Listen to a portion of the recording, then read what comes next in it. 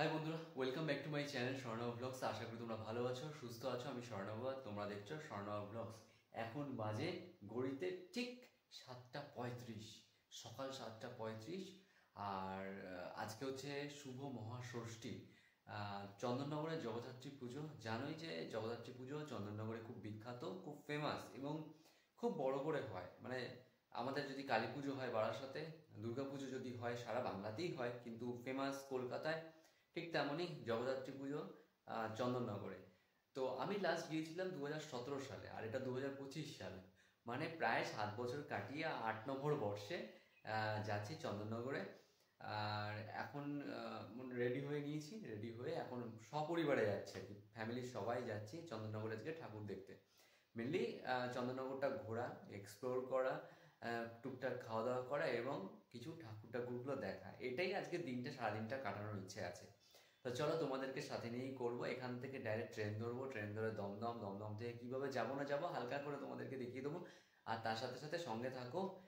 চলো কিভাবে কি স্টার্ট করছি, চন্দননগর স্টেশন থেকেই মেনলি স্টার্ট করব। কয়েকটা ঠাকুর দেখবো, তোমাদেরকে সাথে নিয়ে তোমাদেরকেও দেখাবো এবং রুটটাও তোমাদেরকে বুঝিয়ে দেবো যে নেক্সট টাইম তোমরা যদি কোনো সময় আসতে চাও বা এবছর যদি তোমরা আসো, তাহলে কিভাবে তোমরা কোন কোন ঠাকুর দেখবে, কিভাবে ঘুরবে, সব গাইডলাইনটাও তোমরা এখান থেকে পেয়ে যাবে। তো চলো দেখতে থাকো, স্টে টিউন।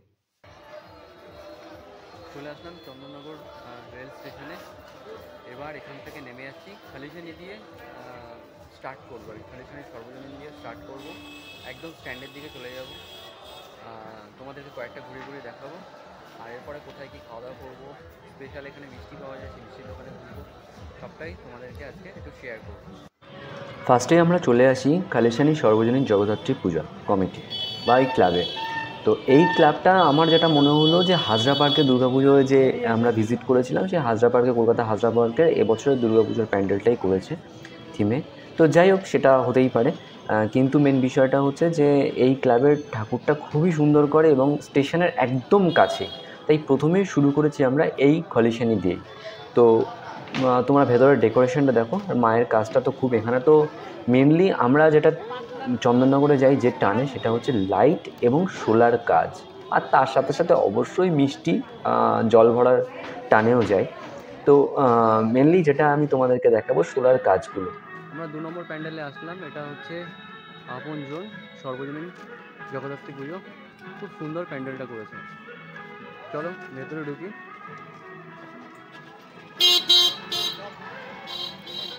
আপনজনের ঠাকুর আমরা দেখছি, এটা একটু ছোটোখাটো পুজো বলতে গেলে, কিন্তু আমি আগেও যখন এসেছিলাম তখন এই ঠাকুরটা মিস করিনি। এর মেনলি প্যান্ডেলটা খুব সুন্দর করে।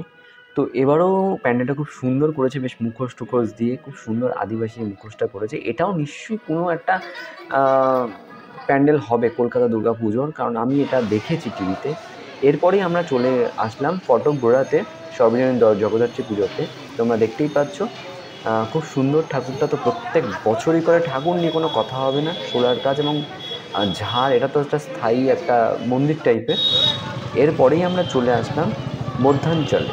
মধ্যাঞ্চলের অপরূপ অপরূপ লেগেছে, এটা নিয়ে আমি একটা রিলসও বানিয়েছি, যদি না দেখে থাকো অবশ্যই দেখে নিও। দুর্দান্ত মুখশ্রীও যেমন, তেমনি কাজ, মুকুট, আর পেছনে তো যে চক্রটা চলছে ওটা একটা মোটর লাগানো রয়েছে, দারুণ লাগছে, দারুণভাবে ফুটিয়ে তুলেছে এরা মধ্যাঞ্চলের ঠাকুরটা। এবং তোমাদেরকে যে রুটগুলো আমি যেভাবে পরপর দেখাচ্ছি, তোমরা যদি অনেক দূর থেকেও আসো না, তোমাদের চিনতে কোনো প্রবলেম হবে না, আমি যেভাবে তোমাদেরকে আজকে ঘুরিয়ে দেখাচ্ছি। তো মধ্যাঞ্চলের প্যান্ডেলটা খুব সুন্দর কাজ করা। এখানে তো প্রচুর ফটো তুলেছি, আমি অলরেডি পোস্ট করে দিয়েছি ফেসবুক, ইনস্টাগ্রামে, যদি না দেখে থাকো অবশ্যই দেখে নিও। এরপরেই চলে আসলাম বাগবাজার সর্বজনীন। না, এটা কিন্তু আমাদের কলকাতার বাগবাজার না, চন্দননগর বাগবাজারে। তো চন্দননগর বাগবাজার সর্বজনীন ঠাকুর, এটা তো সাবেকিয়ানা একটা ব্যাপার থাকে এবং এটা একটা ঐতিহ্য, এটা বরাবরই বজায় রাখে। তো মুখশ্রী নিয়ে কোনো কথা হবে না, দুর্দান্ত মুখশ্রী, এদের একই রকম মুখশ্রী থাকে। এরপরেই আমরা চলে যাচ্ছি হচ্ছে বাগবাজার যে চৌমাথা হবে, সেই বাগবাজার চৌমাথার ঠাকুরটা দেখতে।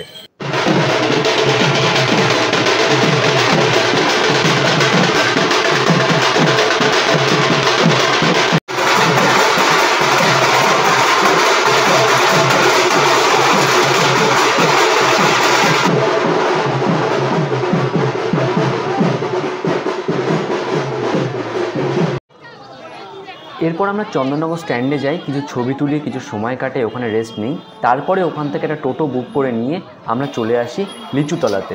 এটা দেখছো লিচুতলার সর্বজনীন। তো যেহেতু ফ্যামিলির সাথে এসছি তাই বেশি আমরা আর এই মাঝখানের ঠাকুরগুলো দেখিনি। তোমরা চাইলে কিন্তু ওই চন্দননগর স্ট্যান্ড থেকে লিচুতলা অবধি প্রচুর ঠাকুর নাম করা 2-3টে ঠাকুর বড় বড় প্যান্ডেল পড়ে, সেগুলো তোমরা ভিজিট করতেই পারো, কিন্তু আমি করিনি।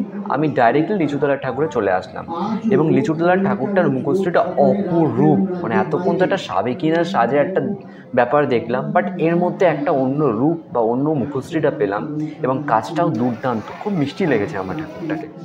তো এই ঠাকুরটা আমরা দেখেছি, এখানে স্পন্সর রয়েছে সংবাদ প্রতিদিন, আমি যেটা দেখলাম, এবং খুব পেপার খবরের কাগজ নিয়ে করেছে। তো যাই হোক, এরপরেই আমরা এবার লাঞ্চ করতে হবে, দুপুরের খাবার। আর ফেমাস এখানকার সেটা হচ্ছে সম্রাট রেস্টুরেন্ট। এটা হচ্ছে শ্রীরামপুরের যে ব্রাঞ্চ, সেকেন্ড ব্রাঞ্চ এই ব্রাঞ্চেরই। তো এখানে বিরিয়ানি মেনলি অর্ডার দিয়েছিলাম যেহেতু লাঞ্চ আওয়ার। তো বিরিয়ানি চিকেন বিরিয়ানি 290 টাকা প্লাস 5% GST। তো এখানে চিকেন বিরিয়ানি নিয়েছিলাম, চিকেন বিরিয়ানিটা ভালোই লেগেছে। কলকাতা বিরিয়ানির সাথে তুলনা করবো না, বাট সম্রাটের মতোই, এইটুকু বলতে পারি।